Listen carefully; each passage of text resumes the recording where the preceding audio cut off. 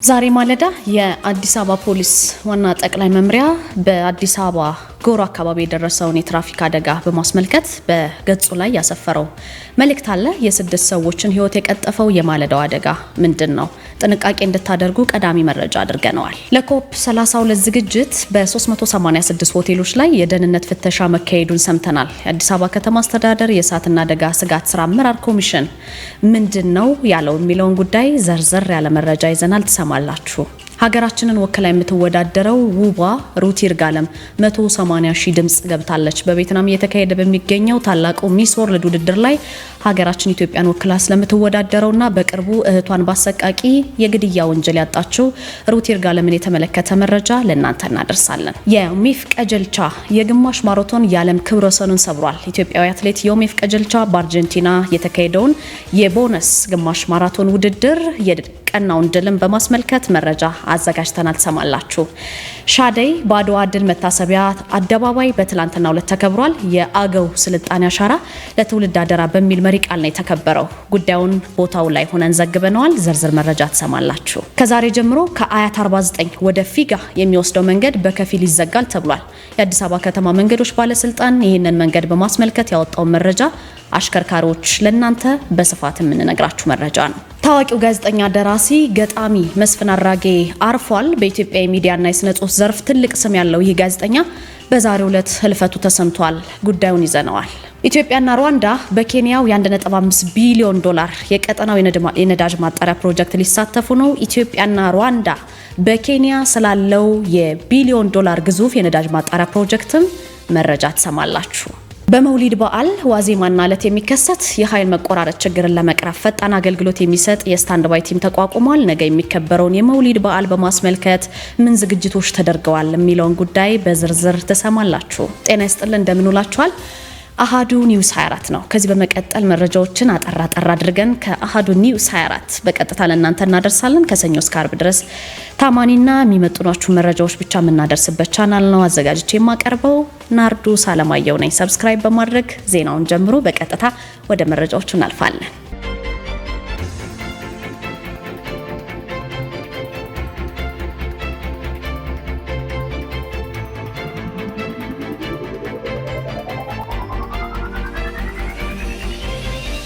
ዛሬ ማለዳ ከተሰሙ ዜናዎች መካከል በጎሮ አካባቢ የደረሰው አደጋ ቀዳሚ መረጃችን ነው። ውድ ቤተሰቦቻችን በአዲስ አበባ ቦሌ ክፍለ ከተማ አስከፊ የትራፊክ አደጋ ደርሶ ነበረ። በዚህም የስድስት ሰዎችን ሕይወት ቀጥፏል። ዛሬ ነሐሴ 18 ከጠዋቱ 1 ሰዓት ከ50 ገደማ በቦሌ ክፍለ ከተማ ወረዳ 11 ልዩ ቦታው ቅዱስ ኪዳነ ምሕረት ቤተክርስቲያን አካባቢ የሚገኝ መንገድ ላይ በሚዛመድ የትራፊክ አደጋ የስድስት ሰዎች ሕይወት ተቀጥፏል ማለት ነው። የአዲስ አበባ ፖሊስ ዋና ጠቅላይ መምሪያም ይፋ ያደረገው መረጃ እንደሚያሳየው አደጋው የተከሰተው ከኮየ ፍቼ አቅጣጫ ወደ ጎሮ በመጓዝ ላይ የነበረ የሰሌዳ ቁጥሩ ኮድ 305997 የሆነ የህዝብ ማመላለሻ ሚኒባስ ታክሲ ላይ ነው ይህ አደጋ የተከሰተው። ተሽከርካሪው በተጠቀሰው ስፍራ ሲደርስ በቦታው ላይ በመንገድ ስራ ላይ የተሰማራ አንድ እስካቫተር ማሽን መቆፈሪያ አካሉ በድንገት ታክሲው ላይ ነው የወደቀበት። በዚህ አሰቃቂ አደጋ ታክሲ ውስጥ ከነበሩት መንገደኞች መካከል 5 ወንዶችና አንድ ሴት ልጅ ህይወታቸው ሊያልፍ ችሏል ማለት ነው በአሳዛኝ ሁኔታ። ከዛ ውጭ በሌሎች ተሳፋሪዎች ላይ ከባድና ቀላል የሚባል የአካል ጉዳቶች ደርሰዋል። በአሁኑ ወቅት ታዲያ በአቅራቢያ በሚገኙ የሕክምና ተቋማት ሕክምና እየተደረገላቸው ነው። የአዲስ አበባ ፖሊስ ያደጋውን መንስኤ ማጣራት ስራ አጠናክሮ ቀጥሏል። ተጨማሪ መረጃዎች ሲደርሱን ግን ለእናንተ የምናሳውቅ ነው የሚሆነው። ከዚህ ባለፈ በዚህ አሰቃቂና ድንገተኛ አደጋ ከቤታቸው ወጥተው ህይወታቸውን ላጡ ወገኖችና ቤተሰቦቻቸው እንዲሁም ለመላው የከተማዋ ነዋሪ መጽናናትን እንዲሰጥ በማህበራዊ ሚዲያ ላይ ከፍተኛ ሽፋን አግኝቷል። የአዲስ አበባ ከተማ አስተዳደር የእሳትና አደጋ ስጋት ስራ አመራር ኮሚሽን ኢትዮጵያ የምታስተናግደውን ዓለም አቀፍ የአየር ንብረት ለውጥ ጉባኤ ኮፕ 32 ቅድመ ዝግጅት አስመልክቶ በ386 ሆቴሎችና የእንግዳ ማረፊያ ፔንሲዮኖች ላይ የእሳት አደጋ ደህንነት ፍተሻ እንደሚያካሂድ ወይም ማካሄዱን አስታውቋል። የኮሚሽኑ የአደጋ ደህንነት ማካተት ፍተሻና የጥራት ማረጋገጥ ዳይሬክተር አቶ ዘላለም አንላይ ናቸው። ፍተሻው የተከናወነው ተቋማቱ አስፈላጊዎቹን የአደጋ መከላከያ መስፈርቶች ማሟላታቸውና አለማሟላታቸውን ለማረጋገጥ ነው። ከዛ ውጭ ግን አስፈላጊውን መስፈርት ያሟሉ ሆቴሎችና የእንግዳ ማረፊያ ወይም ፔንሲዮን የሚባሉት ኮሚሽኑ በሚሰጣቸው ቀነ ገደብ ውስጥ ካልተስተካከሉ እንደየደረጃቸው ቅጣት ይጣልባቸዋል ብለዋል። ኮሚሽኑ ግን ይህንን ስራ ከቱሪዝም ሚኒስቴር ጋር ተቀናጅቶ እያከናወነ ነው። ተቋማት ደግሞ ግንዛቤ ሳይኖራቸው ምንም አይነት ቅጣት እንደማይጣልባቸውና ያለባቸውን ጉድለት በመንገር የማብቃት ስራ እየተሰራ እንደሆነ አቶ ዘላለም አክለው አብራርተዋል ማለት ነው። ሀገራችንን ወክላ የምትወዳደረውና በቅርቡ እህቷን ያጣችው ሩት ይርጋለም 180 ሺህ ድምጽ ገብታለች። በቬትናም የተካሄደ በሚገኘው ታላቁ የሚስ ወርልድ ውድድር ላይ ሀገራችንን ወክላ የምትወዳደረው ሩት ይርጋለም ነች። በራውንድ 1 ፒፕልስ ቾይስ ድምጽ አሰጣጥ ላይ ትልቅ ድጋፍ ያስፈልጋታል። በዚህም በማህበራዊ ሚዲያ ላይ በርካቶች ድምጽ እየሰጧት ነው። እስካሁን ባለው የደረጃ መረጃ ግን አንደኛ ኤርትራ፣ ሁለተኛ ኢትዮጵያ፣ ሶስተኛ ሶማሊያ፣ አራተኛ ቦትስዋና ልዩነቱን አጥብበው እየሄዱ ነው የሚገኘው ማለት ነው። ትልቁ መልካም ዜና ደግሞ ሩት በቬትናም መድረስ የኢትዮጵያን ስምና ባህል በኩራት እያስጠራች ትገኛለች። ሀገሯን ኢትዮጵያን ነው ወክላ የተገኘችው። በዚህም መላው የኢትዮጵያ ሕዝብ ከጎኗ እንዲሆኑ ማህበራዊ ሚዲያ ላይ በስፋት ቅስቀሳ እየተደረገ ነው። ዮሜፍ ቀጀልቻ የግማሽ ማራቶን የዓለም ክብረ ወሰንን ሰብሮታል። ኢትዮጵያዊ አትሌት ዮሜፍ ቀጀልቻ በአርጀንቲና የተካሄደውን የቦነስ አይረስ ግማሽ ማራቶን ውድድር 58 ደቂቃ ከ51 ሰከንድ በሆነ ጊዜ በማጠናቀቅ የግማሽ ማራቶን የዓለም ክብረ ወሰንን ዳግም አሻሽሏል ማለት ነው። ዮሜፍ እንግዲህ ኡጋንዳዊው ጃኮብ ኪፕሊሞ በሊዝበን ያስመዘገበውን የ57 ደቂቃ ከ20 ሰከንድ የቀድሞ ክብረ ወሰን በ29 ሰከንዶች ነው ያሻሻለው።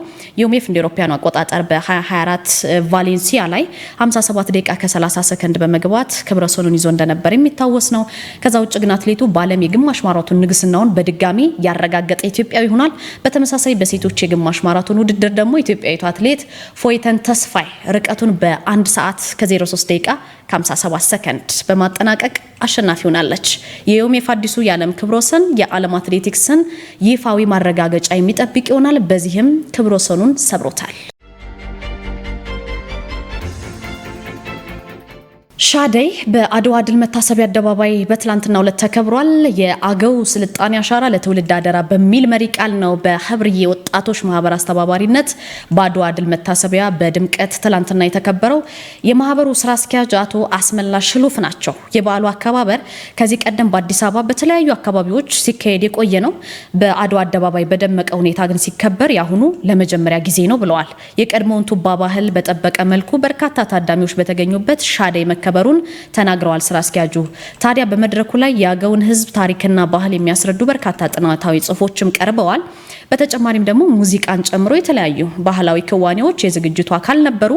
የአገው ህዝብ በድምቀት የሚያከብረው የሻደይ በዓል እንደየአካባቢው አሸንዳ፣ አሸንድዬና ሶለል በሚሉ የተለያዩ ስያሜዎች እንደሚከበር የሚታወቅ ነው።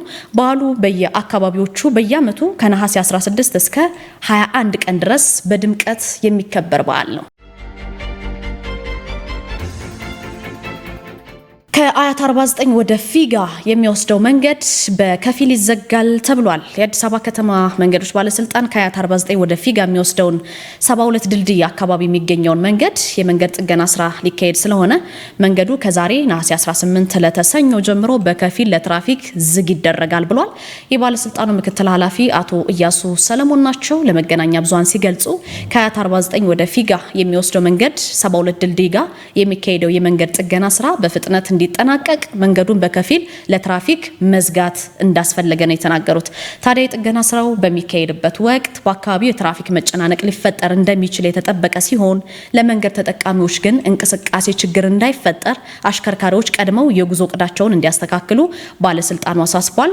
እናንተም ስታሽከረክሩ ይህንን መልእክት በጽሞና ልታዳምጡ ይገባል። ስለዚህ አሽከርካሪዎች በ72 ድልድይ አካባቢ ሲያልፉ ተጨማሪ ጥንቃቄ እንዲያደርጉ፣ የትራፊክ መመሪያዎች እንዲከተሉ፣ ህጎች እንዲያከብሩ፣ በተቻለ መጠን አማራጭ መንገዶች እንዲጠቀሙ ባለስልጣን መስሪያ ቤቱ ጥሪ አቅርቧል ማለት ነው። የመንገድ ጥገና ስራው በፍጥነት ተጠናቆ የተለመደው የትራፊክ እንቅስቃሴ እንዲመለስ ተገቢው ስራ እንደሚከናወንም አቶ እያሱ ለመገናኛ ብዙሃን ተናግረዋል።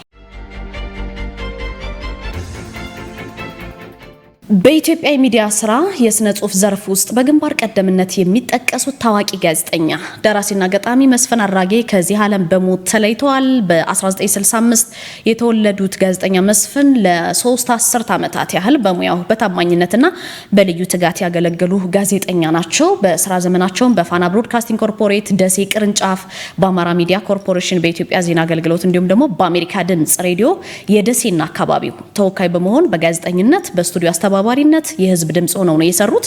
በተለይ በአሜሪካ ድምጽ ሬዲዮ አማካኝነት የደሴንና የአካባቢውን ሁኔታዎች ለዓለም አቀፍ አድማጮች በማድረስ ረገድ ትልቅ አስተዋጽኦ የነበራቸው ጋዜጠኛ ነበሩ። ከጋዜጠኝነት ሙያቸው ጎን ለጎንም በርካታ የስነ ጽሁፍ ስራዎችን ለንባብ አብቅተዋል። ከዛ ውጭ ግን በደሴ ከተማ በተለያዩ የማህበራዊና የበጎ አድራጎት ስራዎች ላይ በነቃ ሁኔታ ላይ ይሳተፉ ነበረ። ጋዜጠኛ መስፍን ባልተጠበቀ ህመም ምክንያት ህይወታቸው ልታልፍ ችላለች ማለት ነው። ባለትዳርና የአንድ ልጅ አባት የነበሩት ጋዜጠኛ መስፍን ነሐሴ 18 ዛሬ ከቀኑ 9 ሰዓት በደሴ መድኃኔዓለም ቤተክርስቲያን ስርዓተ ቀብራቸው ተፈጽሟል። ኢትዮጵያና ሩዋንዳ በኬንያው የ1.5 ቢሊዮን ዶላር የቀጠናው የነዳጅ ማጣሪያ ፕሮጀክት ሊሳተፉ ነው። ኢትዮጵያና ሩዋንዳ በኬንያ ላሙ አካባቢ በሚገነባው ግዙፍ የ17 ቢሊዮን ዶላር የነዳጅ ማጣሪያ ፕሮጀክት ላይ ለመሳተፍ ፍላጎት ማሳየታቸው ተሰምቷል። የኬንያ ዋና ኢኮኖሚ አማካሪ ዴቪድ ኒዲ እንደገለጹት የቀጠናው ሀገራት በጋራ 1.5 ቢሊዮን ዶላር በፕሮጀክቱ ላይ የሚያፈሱ ናቸው። ኬንያ የ500 ሚሊዮን ዶላር ድርሻ ይኖራታል። በዳንጎቴ ግሩፕ የሚገነባ ነው ይሄ ማጣሪያ በቀን 700 ሺህ በርሜል ነዳጅ የማጣራት አቅም የሚኖረው ነው። በናይጄሪያ ከሚገኘው ቀጥሎ የአፍሪካ ሁለተኛው ግዙፍ ተቋም እንደሚሆን ይገለጻል። ፕሮጀክቱ ታዲያ የምስራቅ አፍሪካን የነዳጅ ፍላጎት ከመሸፈን ባሻገር ለሌሎች አፍሪካ ሀገራት ምርት ለመላክ ያለመ ነው። የኬንያ መንግስትም ለፕሮጀክቱ ትኩረት ሰጥቶ እየሰራበት ነው። የዳንጎቴ ግሩፕም ወጪውን ከራሱ ካፒታልና ከቦንድ ሽያጭ በመሸፈን የውጭ ብድር ጥገኝነቱን ለመቀነስ አቅዷል ማለት ነው። በ2026 መጨረሻ ላይ የሚጀምረው ይህ ግዙፍ ፕሮጀክት ለ60 ሺህ ሰዎች የስራ ዕድል ይፈጥራል ተብሎ ይጠበቃል።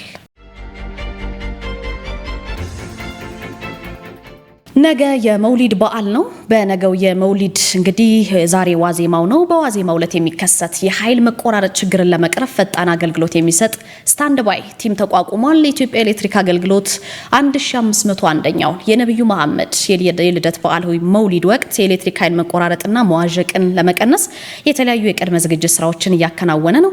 በበዓሉ ዕለት በኤሌክትሪክ መሰረተ ልማት ላይ ሊከሰት የሚችለውን ከፍተኛ የኃይል ጫና ለመቀነስ ተቋሙ በልዩ ትኩረት የቅድመ መከላከልና የጥገና ስራዎችን ማከናወኑን የተቋሙ የኮሙኒኬሽን ስራ አስፈጻሚ አቶ አንዋር አብራር ተናግረዋል ማለት ነው። በዚህም ወደ ኤሌክትሪክ መስመሮች የገቡ ዛፎችን የማስተካከል፣ ያረጁ ምሰሶዎችን የመቀየርና የሸክላ ኢንሱሌተሮችን ወደ ኮምፖሳይት የመቀየር ስራዎች ተከናውነዋል። እንዲሁም 1458 ትራንስፎርመሮችና 2150 ኪሎ ሜትር ዝመት ያለው መካከለኛ የኃይል መስመር ላይ የቅድመ ጥገና ስራ ማከናወኑን አስታውቋል። በመውሊድ በዓል ዋዜማና ዕለት የኃይል መቆራረጥ ወይም የመብራት ችግር ሲያጋጥም በአጭር ጊዜው ችግሩን ቀርፎ አገልግሎትን ለመመለስ በሁሉም ሪጅኖችና ቦታዎች ላይ ፈጣን አገልግሎት የሚሰጥ ስታንድ ባይ ቲም መቋቋሙን የሰማነው። ከዛ ውጭ ግን በበዓሉ ዕለት በተመረጡ የአገልግሎት መስጫ ማዕከሎች የካርድ መሙላት አገልግሎት እንደሚሰጥም ተቋሙ አክሎ ገልጿል ማለት ነው። እንግዲህ ነገ የሚከበረውን የመውሊድ በዓል በማስመልከት ለመላው የእስልምና እምነት ተከታዮች መልካም የመውሊድ በዓል እንዲሆን እንመኛለን። በነገው ዕለትም በዜና ሰዓታችን እንገናኛለን። ከወዲሁ መልካም በዓልን ተመኘን።